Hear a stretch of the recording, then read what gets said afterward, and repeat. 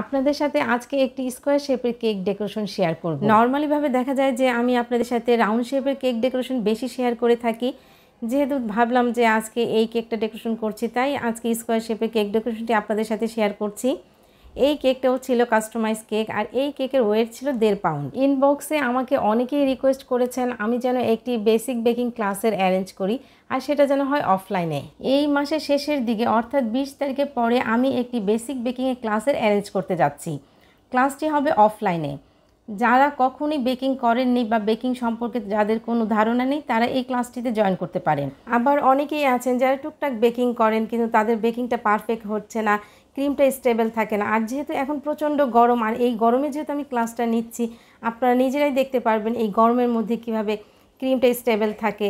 যারা এই ক্লাসটি করতে চান তারা আমাদের পেজে নক করতে পারেন।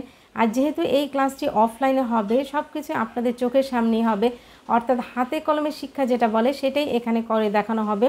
আর হাতে কলমে শিক্ষার কিন্তু কোনো বিকল্প নেই। যেহেতু আমি এই ক্লাসটি অফলাইনে করছি, তার জন্য কিন্তু কেকগুলো টেস্টও আপনারা করতে পারবেন, যেটা অনলাইনে কখনোই সম্ভব না। আপনাদের সাথে কথা বলতে বলতে কেকের ডেকোরেশনটা প্রায় শেষ করে ফেলেছি।